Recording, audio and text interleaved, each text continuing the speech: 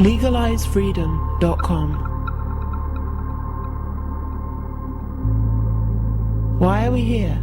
Where do we come from? Where are we going? From the nature of reality to the future of humanity.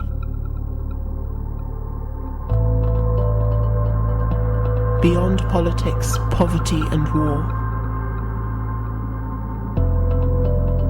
LegalizeFreedom.com.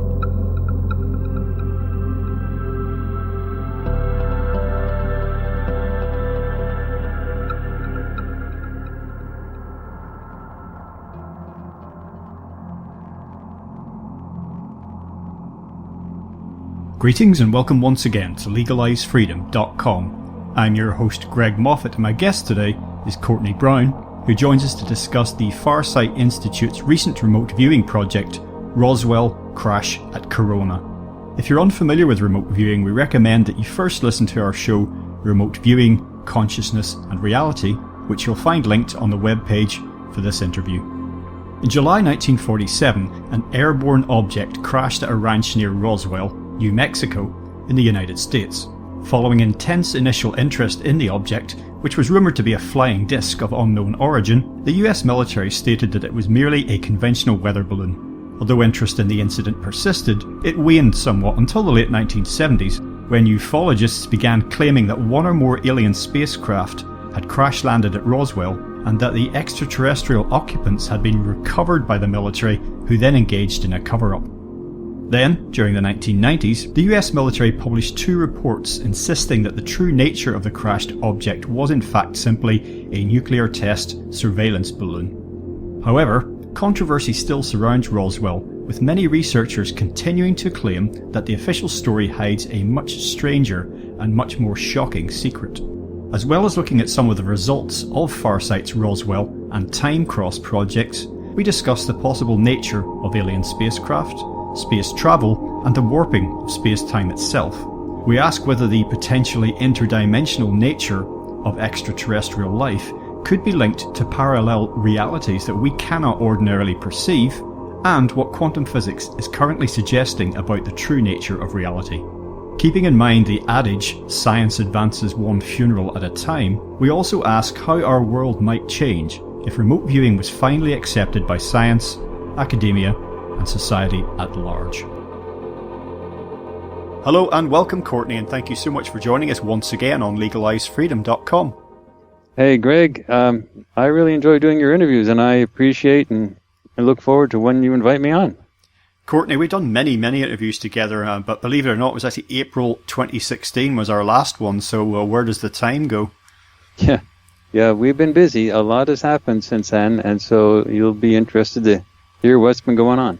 Now, Courtney, today we're going to talk about the Farsight Institute. That's your project and your latest piece of remote viewing work, which goes under the banner of Roswell Crash at Corona. Of course, we'll be talking about the famous Roswell incident, the UFO crash as it was perceived by many people. Other people have disputed that. We'll be getting into that and what your remote viewing sessions have turned up. Now, I always say at the start of our interviews, if people listening to this have got no idea what remote viewing is, I recommend that they go back to the first interview that we ever did all about remote viewing, or they simply get over to the Farsight Institute website. Wealth of resources there. For those of us who are somewhat up to speed, perhaps you could just kick things off by just a brief introduction to yourself and Farsight.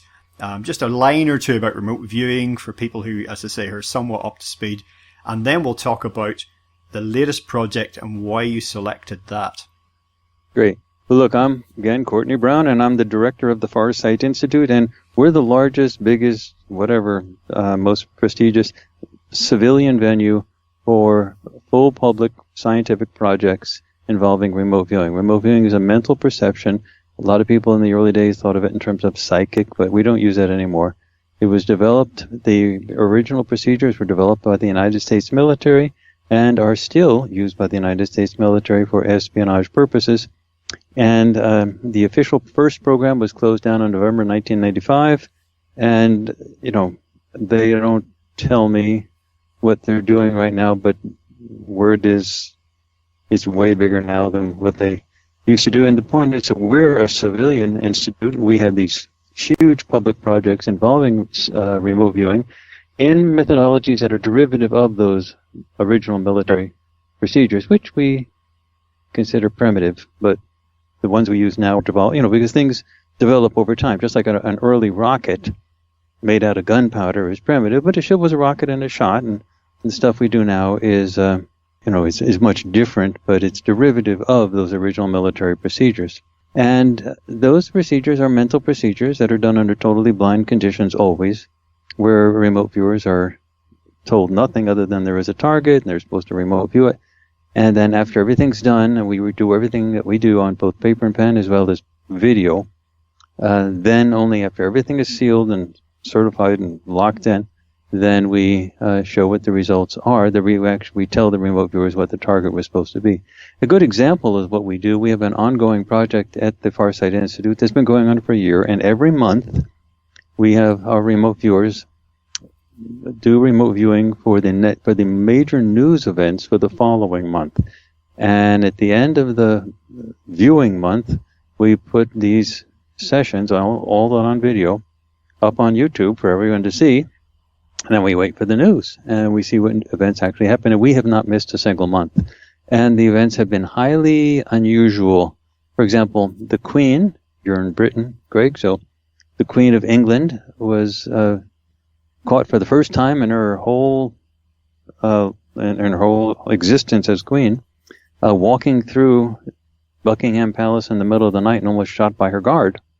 And that was the first time her 3 a.m. wanderings were ever reported in the news. And in fact, we had that as one of our stories the month before, that would happen on that exact month. And so these are very highly unusual types of events. Flight 804, the Egypt Air flight that spun down, that was our very first month that we did this. And Daz Smith had a perfect session of the airline of the crash of the airline of the aircraft, perfectly describing the downward descent and the crash of the airplane. So, this goes on and on and on with every single month. My own son, Aziz Brown, he's a remote viewer. He's trained with us, and he had a unbelievably great session of John Podesta giving the go home speech at the end of the election eve in Hillary Clinton headquarters, and in November of 2016. And this goes on and on and on. These are very detailed descriptions, and so nobody's laughing anymore. In the old days, 20 years ago, people were all scoffing, saying you're deluded, everything's crazy. But that doesn't happen at all anymore, and it doesn't mean that mainstream science is endorsing us, but they're certainly not laughing, and they're probably scared blankety blank less.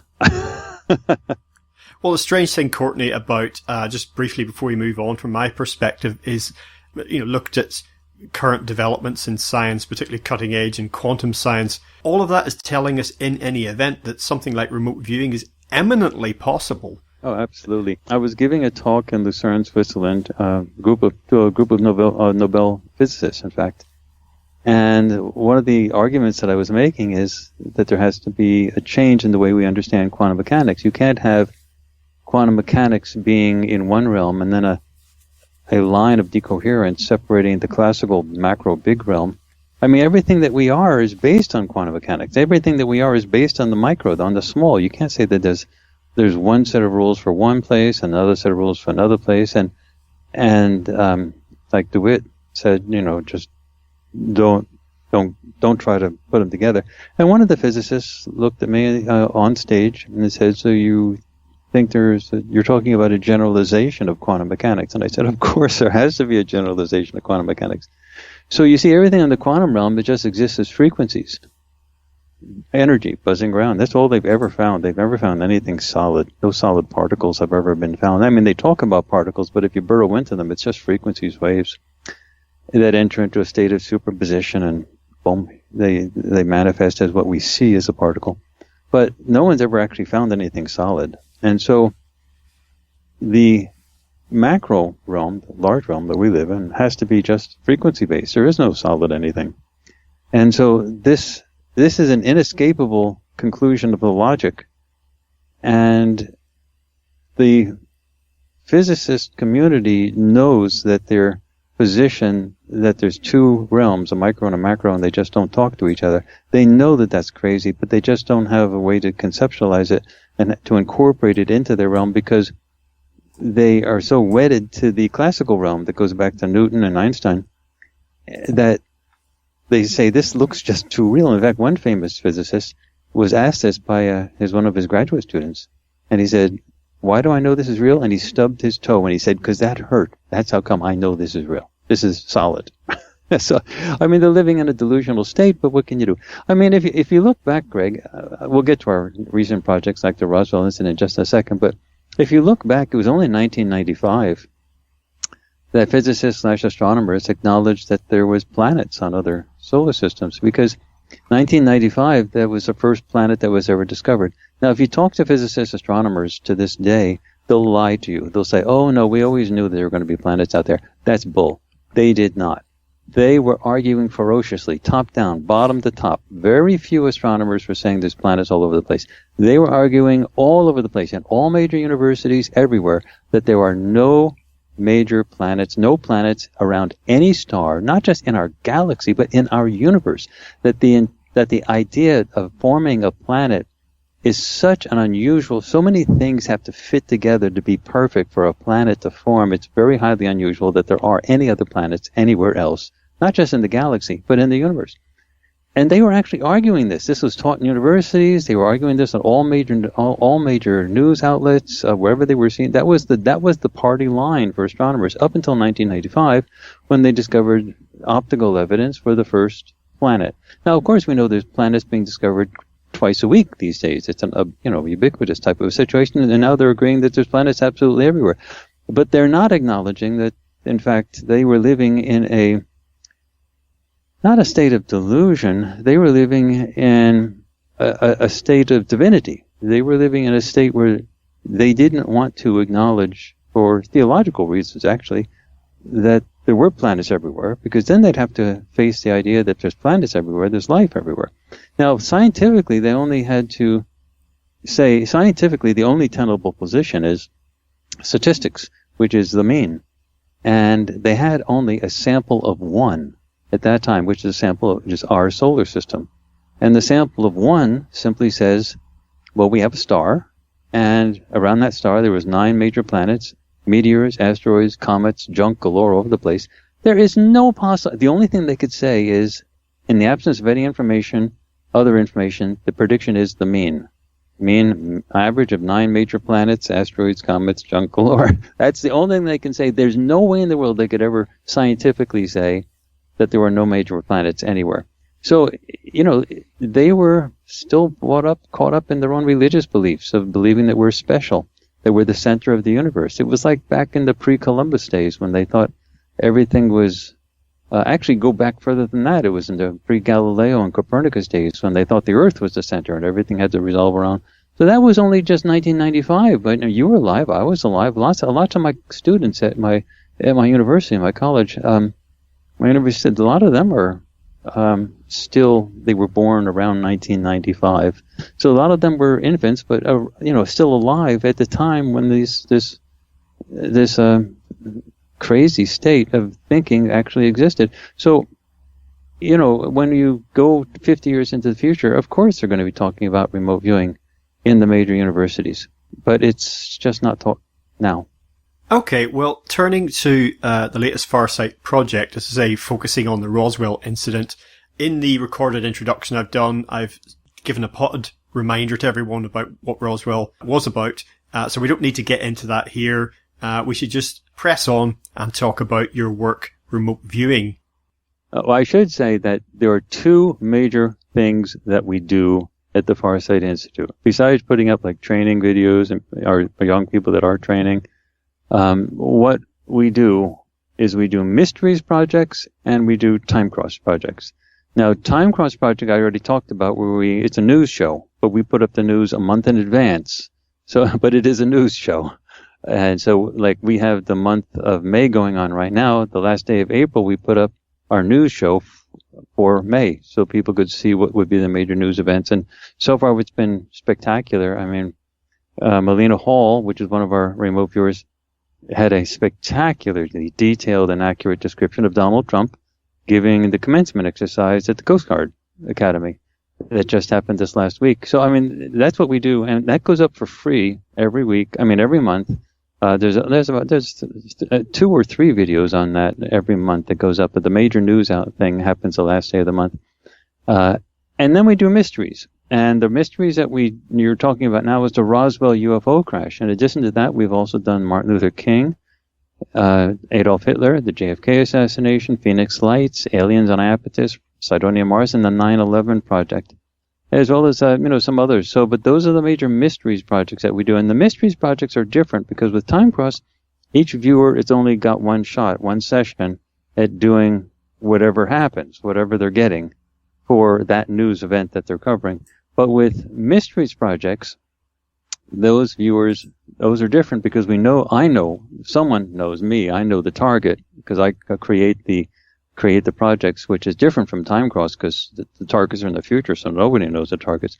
But I know the targets, and so I give an email out for the mysteries projects saying there is a target, and this is a mysteries project, do it. And so they have to do it, and they're allowed to do multiple sessions until they do it totally blind. They're given just an email saying there's a target, and they do their sessions, and they keep doing sessions, usually 3 or 4 of them, until they get enough information to fill out the whole story. Again, totally under blind conditions. They're not told anything. And then they put everything on video, so it's a theatrical type of presentation of what they actually found. That's different from Time Cross. Time Cross, they got one shot, describe the news event, they're out of there. Mysteries, we're trying to figure out what actually happened, so they keep at it. So that's what we did with Roswell. And we had 2 targets that they had to go after for Roswell. So one was the actual crash, and one was, I'll tell you more detail later, and then was where it came from before the crash. Okay, well, as you say, you had 3 remote viewers working on these sessions. Dick Allgaier, Daz Smith, listeners to our previous interviews will be very familiar with them, and Aziz Brown, relatively new addition to the team. We talked just a little bit, again, without preempting the sessions, because people really need to see them, but we'll just talk a little bit about what they came up with. And looking at the first part with Dick, he zones in on initially location, but it's just interesting to follow his session through how he detects an impact, strange objects, the historical nature of, that is to say it's in the past, from our current perspective, detects this unusual energy force, which is very powerful, and then the presence of something that he perceives as military. Further to the unusual energy, there's exotic technology, which he relates to possible manipulation of time and space.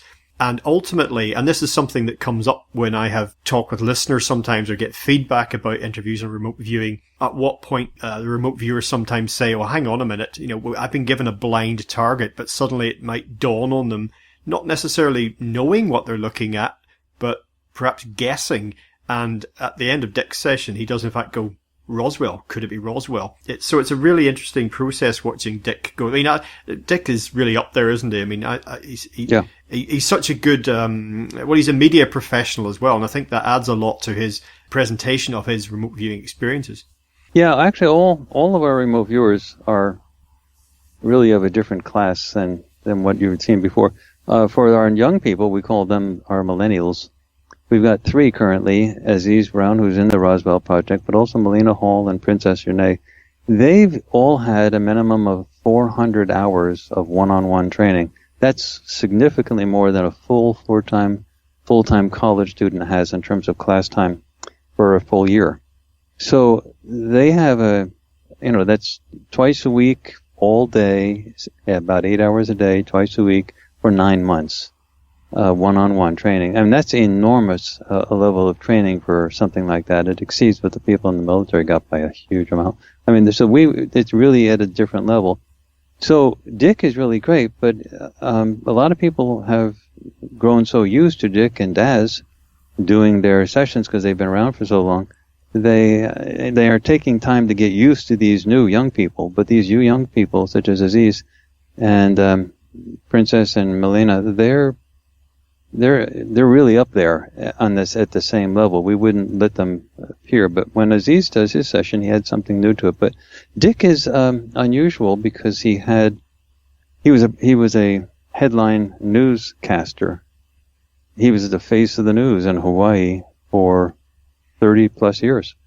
So he was more familiar, he was more comfortable in front of a camera than without it. So he was the one who really pioneered this idea of how to move this stuff to video, how to put it on camera so people could watch it rather than just look at markings on a piece of paper. So that was, that's a big contribution. And Daz Smith, for those of you in Britain, he's British. And I've told many people many times he's a national resource. So he's one of the best on the planet. So, yeah. So what give you your feelings, your thoughts when you were watching Dick's sessions, just in terms of there's different bullet points I pulled out there about what he sensed. Yeah. Your thoughts on that. Well, it is true that at some point these viewers become unblind to the target, not because they're told anything, but because they've gone back to it so often, they just say, this must be. And so it is not an unusual event for eventually during this project for them to figure it out what it is. That doesn't mean that they know it. They're still doing everything blind, but they just got so much. For example, when we did the 9/11 event, that was such a big deal. They were in a situation where they could clearly see the Twin Towers. They looked like something in the Pentagon. They were putting everything down, but they didn't know.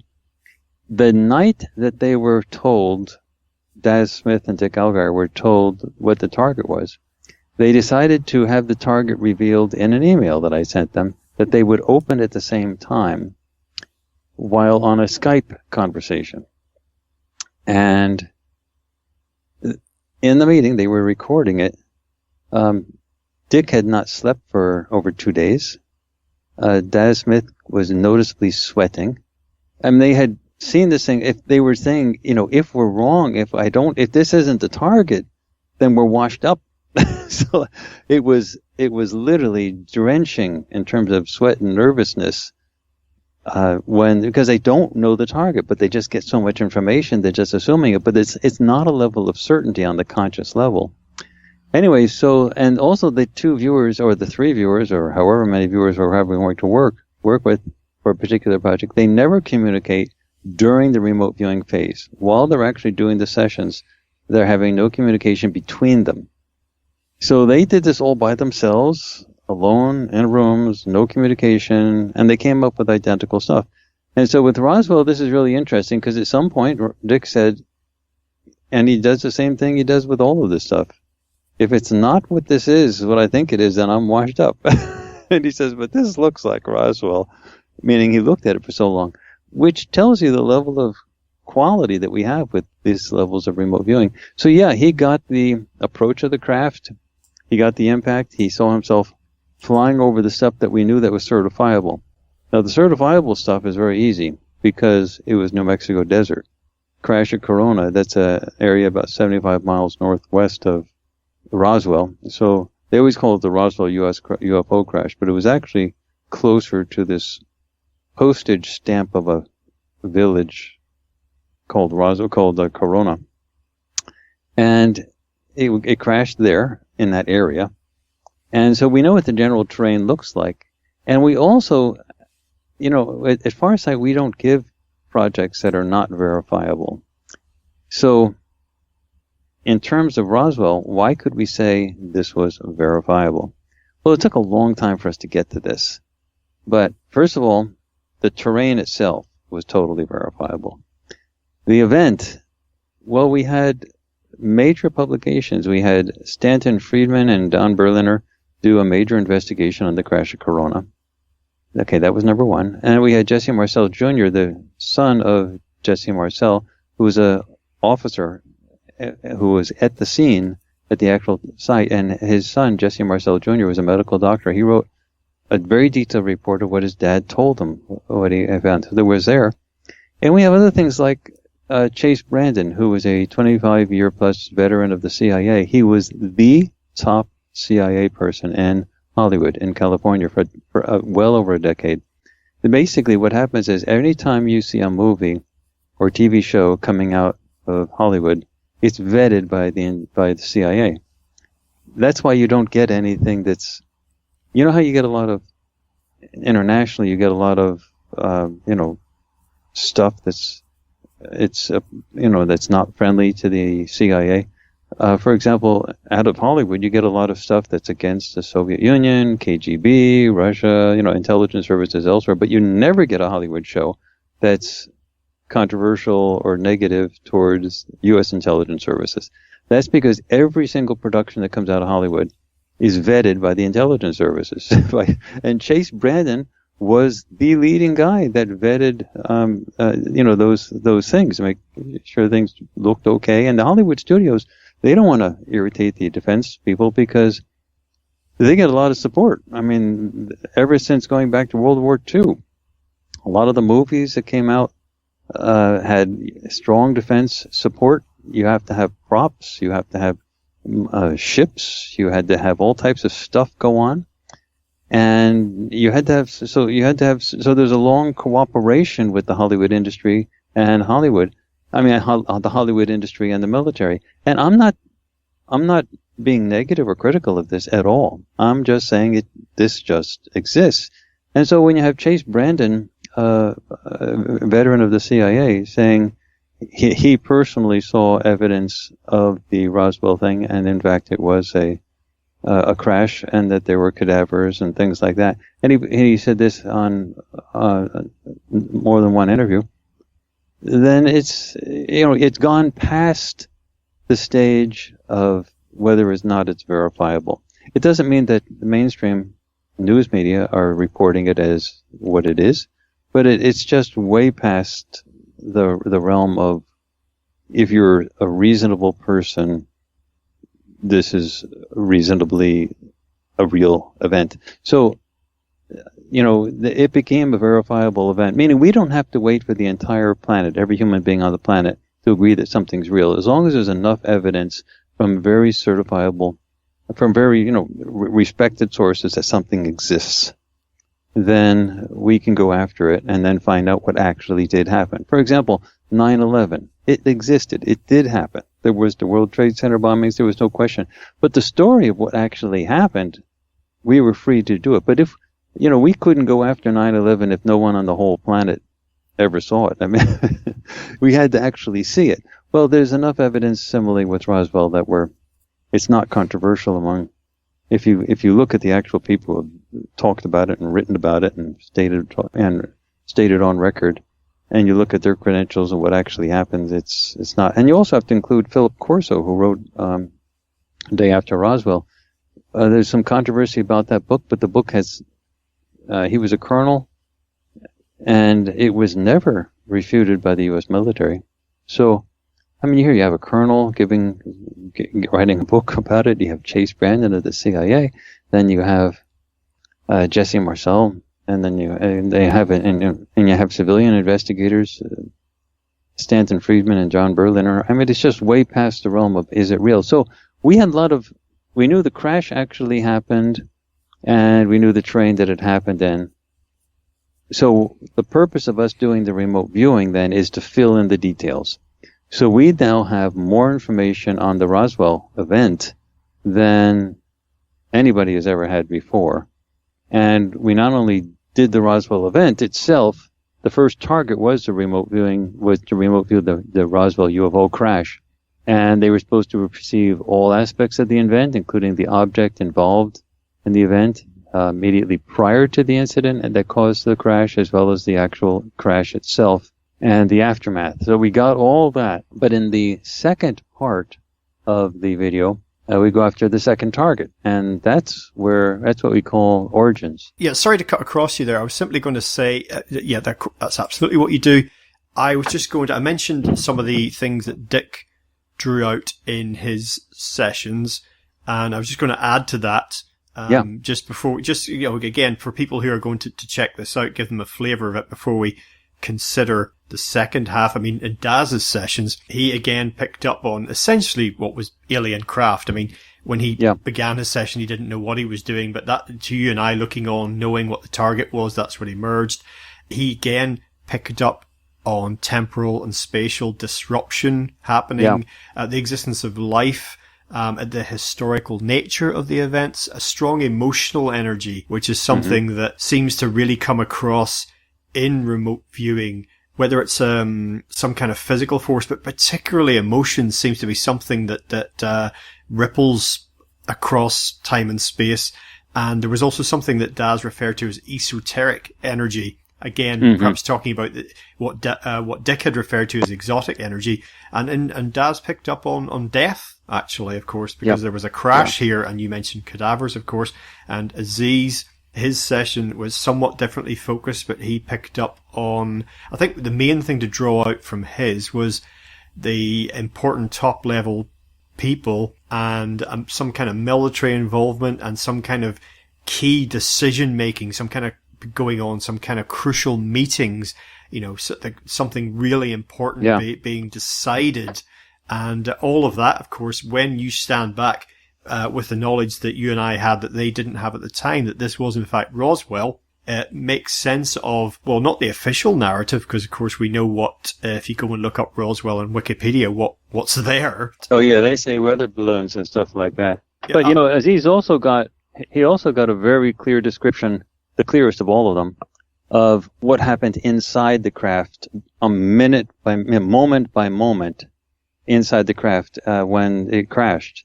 And some YouTubers have commented, and the thing is available on Vimeo, but YouTubers still comment on it on the trailers, which are put up on YouTube.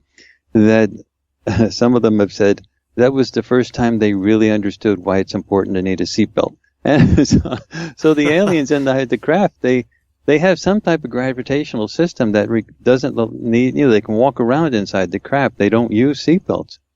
But when that failed and it crashed, I mean, it was funny, but it's like some of the YouTube comments are, wow, now I understand. Those guys needed seatbelts. They got thrown around on the inside of that craft. And Aziz really describes it with great physical descriptions, sketches of what they looked like when they hit the control panels and the walls and stuff like that. And one got thrown out of the craft. Yeah, it was a brutal encounter. It was like any other crash, like a car crash. I mean, the ship malfunctioned, and so all the safeties didn't work anymore. Well, of course, and what Dick and Daz and Aziz were drawing out in these sessions, which, as I say, related to Roswell, that feeds into a much wider picture, because, ufology and exopolitics is just this huge sphere of what might be out there. So it's not like this is somehow just relevant to this one event on this one day back in the 1940s. It feeds into this wider picture of research, attempt of understanding. So everything that's come out of this can be, for researchers all over the world working on whatever aspect of this they might be working on, they can take this information on board if they wish and consider, well, how does this affect what I know, what I think, what I'm working on? Yeah. Well, this clearly takes it to the next level, because not only are we using remote viewing to describe what happens at an event, but we're able to fill in the larger picture, like where did they come from and where were they? It wasn't just that there was a crash in New Mexico, but like what was the society like? Where did they come from? What was and with all the viewers, we got very clear descriptions of how this craft came from a formation of ships, and it had an energy event occur. And we go back even further than that. So, like where it was hangared, where it was docked, and what it was like inside the area where it was before it actually flew out and encountered that energy event that caused it to malfunction. So yeah, this is a big thing. And this seems like so weird that you can actually talk about this stuff. But when you look at our time cross stuff, which we've been doing for a year now, and it's ongoing. We're using it as we train new viewers. They get a year of exposure to interacting with the public through our time cross stuff. If you see the accuracy of our time cross, your jaw just drops and you says, holy blankety blank, this is real, this is happening. And so then the mysteries projects make sense. So we're not asking people to take anything on faith. We're saying, no, if you want to see what we do, look at time cross. And then you want to see what we've discovered, look at mysteries. And so it's very real. And if you go back 20 years, Greg, people were saying we were deluded. I'm a college professor. I don't do any of this at my university, but, my college colleagues, were all thinking this is crazy stuff. This is delusional. What's he's lost it? Stuff like that. Nobody's laughing anymore. I mean, there's still some stress on the force, but nobody's laughing anymore. And it's my understanding that university administrators know that the time is going to happen when this thing will be embraced by mainstream. The trouble is universities are not paradigm busters. You have to rely on individuals to do that. That's never going to change. Universities are economic aggregators, and you can't knock down a paradigm with an economic aggregator. So they have to wait till the paradigms fall, and then new things get replaced. And then the universities throw major resources at it because they invest in it because they know that more money will be coming back in hundreds of millions of dollars of grant money and things like that.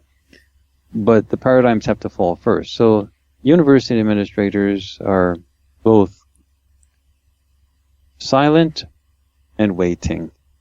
And a good many of them, I'm not saying at my university, but a good many out there in the university establishment, I'm certain are ready to pounce when that moment does occur, because, there's not many people that do remote viewing and to have the sort of scientific approach that is so public as we do. And it's only a matter of time before universities are going to be scrambling to have that incorporated, all the lessons that have been learned about remote viewing, into all of their other coursework, into their research, into their granting, into their funding organizations, the whole 9 yards. But it can't happen prematurely. So this is a very delicious time for us at Farsight because we understand the process so well, and we've got the projects in-house going right now, and we really professionalized the video presentations.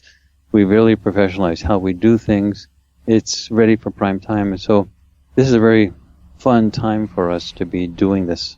Well, as far as the projects you've selected, it's occurred to me, and I'm sure a lot of other people, it's like, with regard to this potential clash with academia and the mainstream, it's like, well, you selected these conspiratorial areas as projects and you're making a rod for your own back with that, but you're damned if you do and damned if you don't, really, because what would you select then as something to explore were it not mysteries, things that have controversy surrounding them? I mean, that's exactly why we simultaneously do Time Cross, where we do the next month's major news stories a month in advance. It's a news show. Time Cross is a news show. It just comes out the month before the events happen.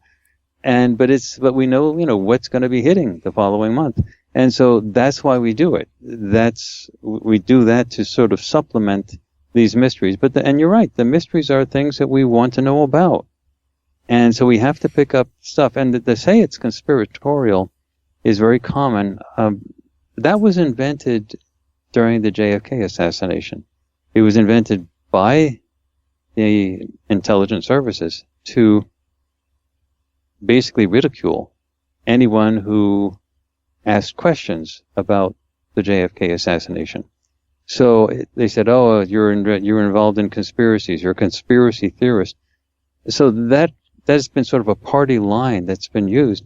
But the JFK assassination was, a very important event in this, because it's that tone that has been maintained throughout. And people just say you're doing conspiracy stuff.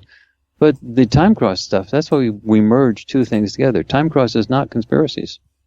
Time Cross is news, and we do it every month, month after month after month. And when you look at conspiracy stuff, you can sort of say, well, then, what is Chase Brandon? He was a 25-plus year veteran of the CIA, the big guy in Hollywood for over a decade. What is he? Is he a conspiracy theorist? then you say, what? And it goes on and on and on. What is Colonel Corso?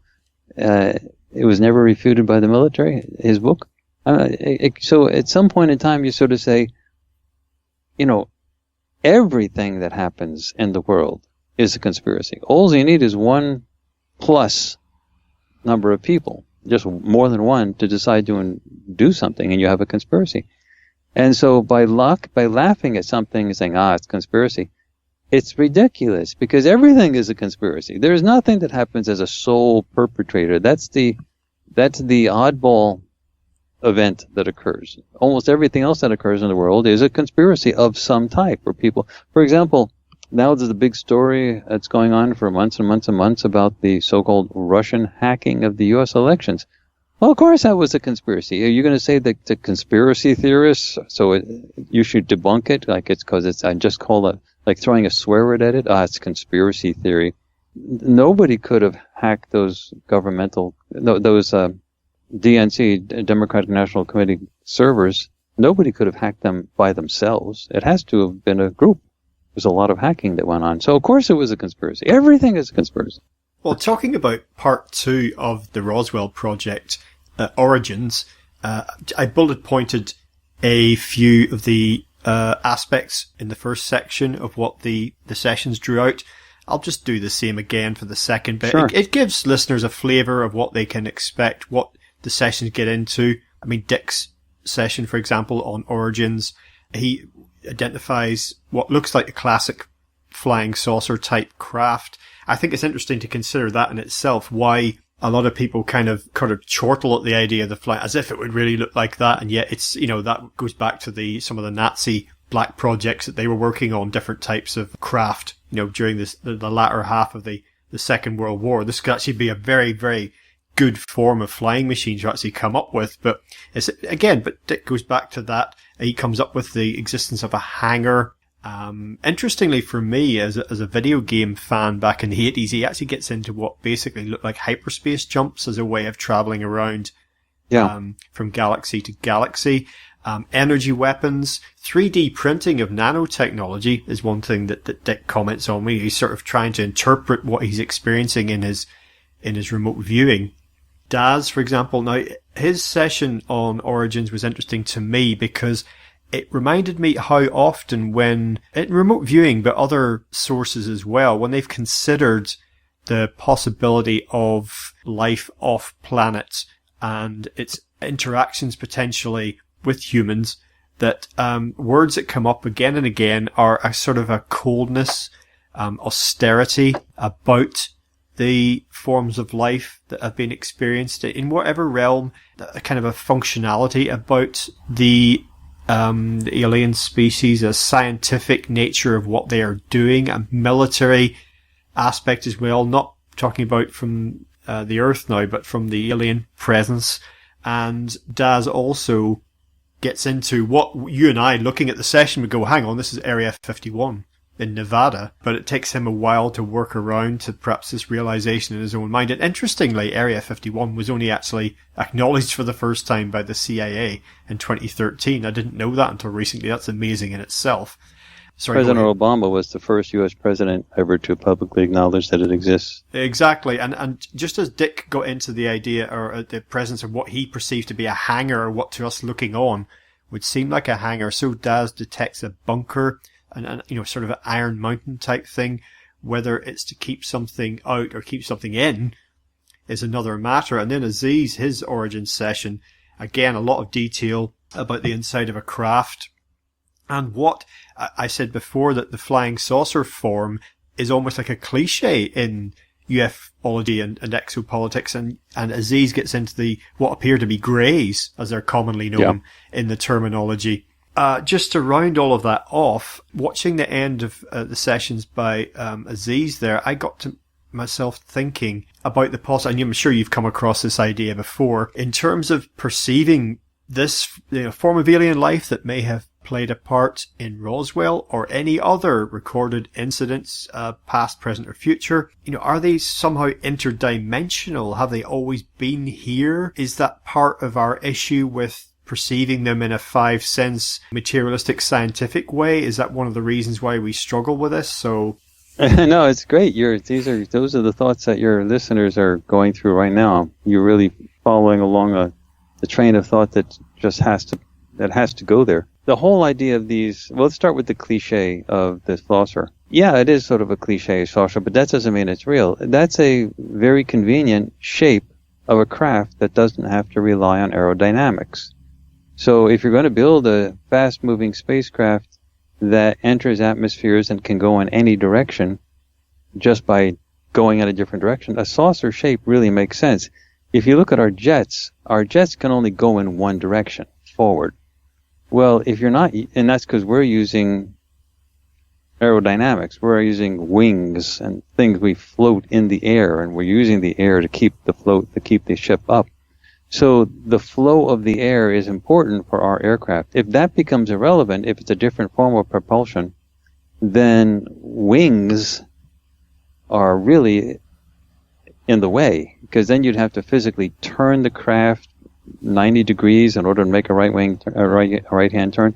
So a saucer shape that could turn in any direction, go forward, backward, without having to rotate the craft so it has only a forward direction to go in, that makes a lot of sense. So it's a cliche, but it's a sensible cliche. So and the fact that there have been so many saucer shapes, it's not certainly not the only shape that's been discovered or that's been observed, witnessed, but it is a very common shape. There's been triangular shapes that have been observed, cylindrical shapes, cigar-type shapes that have been observed, but a saucer shape is a very common one.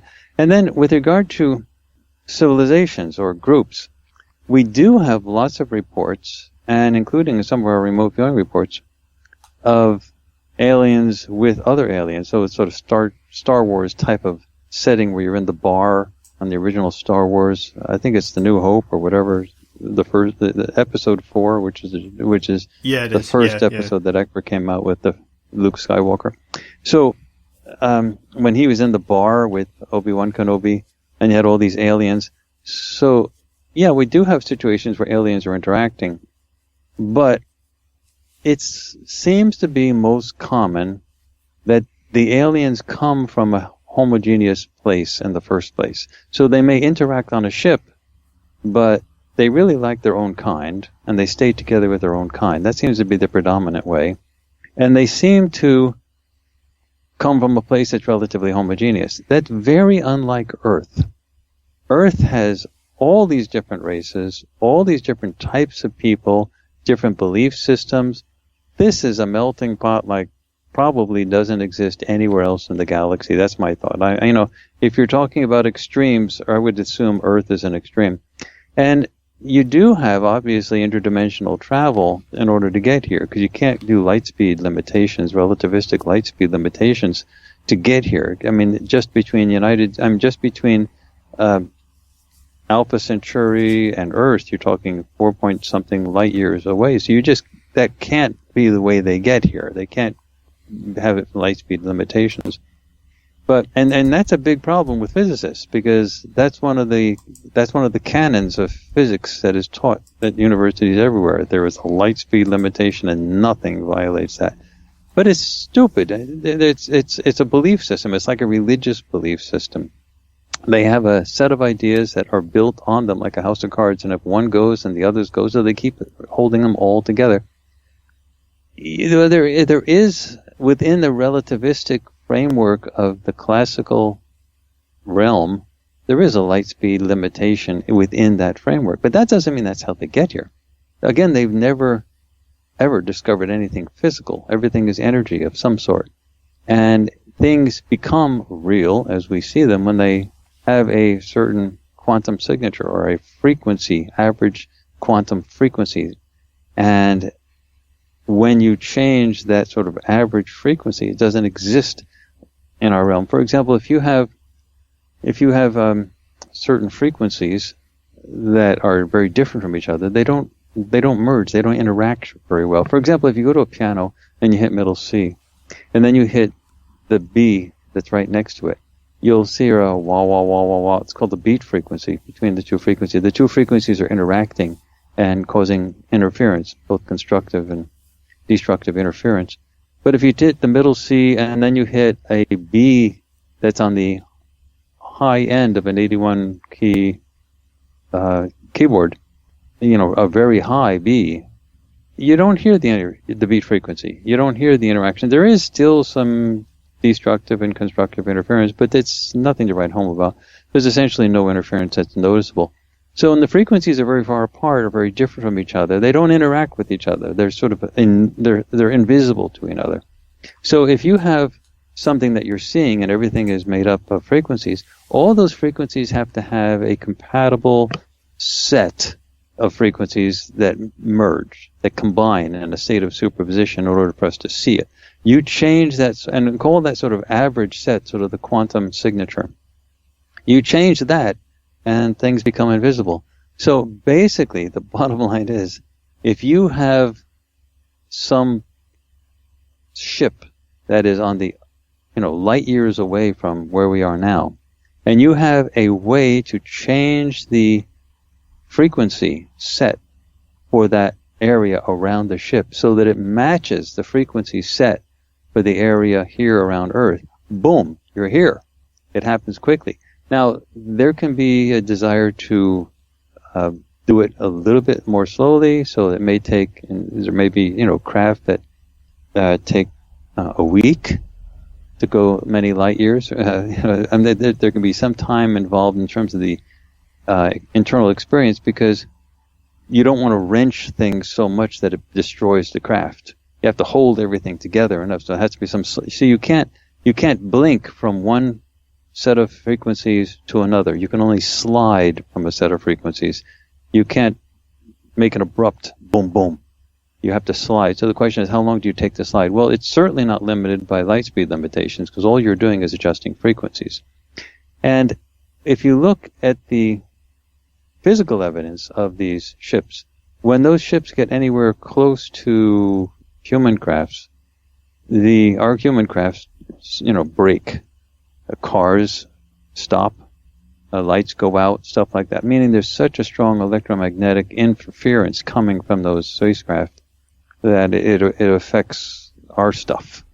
So, that's the method of propulsion that is used, some type of electro interference and involvement with gravity. And I'm not a specialist in spacecraft propulsion systems, extraterrestrial spacecraft propulsion systems, but clearly it does use things other than rocketry to go from spot to spot. And so you do have this type of interdimensional travel, you might want to call it. Well, I think that's sort of a word that we use, but it may not be a very accurate word. So let me throw something out at you that sort of brings to light how different what we know must be true is from what's taught at universities. Let me say something that every astronomer, every physicist, every scientist that you know would gag at. But then give me a second to explain. But this is an example that's current. That we don't have to go back to 1995 and say the guys were idiots. They said there were no planets around any star system in the whole galaxy and other galaxies in the whole universe. We don't have to go back to there. We can go right here. Everything, it's not in dispute that everything that exists on the quantum level exists as a probabilistic smear. There's no single one thing. There's no single particle. What happens is there's a probabilistic smear, and there's a probability around which things can exist. And if you generalize quantum mechanics to the macro level, then everything that we see here, and that's the trouble that the physicists have been having, everything that we live, that we exist, you, me, everything else, is a probabilistic smear, meaning the implication is that there's an infinite variety of all of us. So, Greg, there's a version of yourself where you're wearing a blue shirt, a white shirt, red shirt, same with me, different things. So all of these sort of probabilities all exist, and they exist in a very real sense. And the Copenhagen interpretation, which is now the standard model that's been merged with relativity, but the general Copenhagen interpretation, which is still the dominant interpretation in quantum mechanics, which is really ridiculous, is that one single reality pops out of that So it produces the here and now that we see. But that's so stupid. That's a belief system. There's no proof that one single reality, other than the fact that they look at things and say, well, it looks like one thing to me. But that's ridiculous. You can't say that. You have to, the theory, Hugh Everett was a physicist who called it a monstrosity, the Copenhagen interpretation. But nonetheless, it's still the dominant interpretation. But let me extend this discussion to a conclusion that most scientists would sort of gag at now, but you'll see in the future they'll have to eat their words on this. If everything exists as a probabilistic smear that's based on sort of an average frequency, that's what I call the quantum signature, then if you change that average frequency, then that reality or that spot, that existence will be out of sync, out of phase with whatever we see, and it will be invisible to us. It just will not exist. So I'm going to say this. Let me just explain it. What do we know about the planet Venus right now? Well, the surface of Venus is hot enough, I believe, to melt lead. It's got sulfuric acid clouds and rain. Well, there's no rain like liquid rain, but it's sulfuric acid everywhere. Carbon dioxide and sulfuric acid. Not only can it not support life, but it can't even support the existence of robotic spacecraft other than just for a few seconds, because the corrosive environment, and I mean, it's a sterile world. And no mainstream scientists or astronomers would disagree with that. So let's bring in the discussion that we just had with regard to the probabilistic smears. That's the Venus that we see, but there is a very, very great possibility that Venus may be the home of a robust, intelligent civilization. This is where the mainstream scientists are getting ready to click off. But let's just hold on for a second. How could that possibly be if I've just described Venus as being hot enough to melt lead, totally sterile, and everything? Because that's the reality that we see in our quantum realm, in our sort of quantum signature, in our average base frequencies. So, if you look at the electromagnetic spectrum and look at where we are in the visible light spectrum, that's the average of the visible light spectrum is where we are on the quantum level. So if you slide up into the higher frequencies, you're talking ultraviolet, and then you get higher, if you slide up in those frequencies, you're going to have waveforms. You're going to have, everything exists as frequencies, but you're going to have the same basic principles of superposition happening up in the higher frequencies as there. So you'll have the same normal curves that look like these wave packets. You'll have everything the same happening in those higher frequencies, but they will be out of phase, out of sync with the stuff that's in the visible light spectrum. So what is going to be happening if you take a quantum signature that's at a higher spot in the electromagnetic spectrum?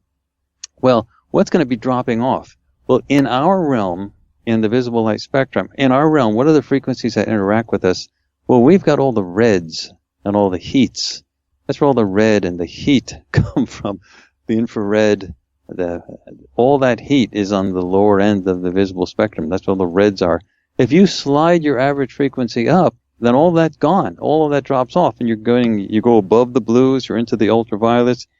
So an average set of frequencies for an existence a little higher up in the electromagnetic spectrum wouldn't have all the heat and wouldn't have all the reds, all the infrared, you wouldn't have all that stuff would be gone. You'd have something else. It would still be a lot of light. You'd have a bright situation, but the whole existence would be different. So if everything exists as a probabilistic smear, then what you could have is a version of Venus that we don't see, that is invisible to us. There is no one version of anything. And that version of Venus could indeed be cooler and habitable, and there could be people and buildings and civilizations there. And they would not be able to see us. The only way they could see us is if they got into one of their spaceships and enveloped themselves in whatever these ships do to change their sort of, I call it the quantum signature, but their average base frequency to be a little bit lower.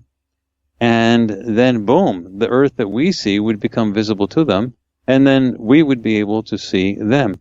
Now, if they did that and we could see them and they could see us, they couldn't return to Venus and survive. I mean, if they returned to Venus in that state, they couldn't land. Their ship would be burned alive and vaporized just like any other thing. I mean, so they'd have to rechange their quantum signature in order to be at a different state, and then to go back to a Venus that exists higher up in the electromagnetic spectrum. Anyway, but that's what the conclusions are for things like this, that there may be things that we totally do not understand. So when we look at these spacecraft and you get remote viewing perceptions that are described as interdimensional travel, what does that mean, interdimensional travel? What it likely means is that's the remote viewer's way to describe existences that occur a little differently on the electromagnetic spectrum, such that we don't even know they exist. They're invisible to us. So in order for them to find us, they have to have some technology that adjusts their ships so that it vibrates in a way that's compatible with us. And then, boom, they're here. And that type of technology would also be the same type of technology that allows them to move around. That's their propulsion system. So they're using it for dimensional travel as well as physical travel within our dimension, as you might want to call it. So that seems to be what the remote viewers pick up.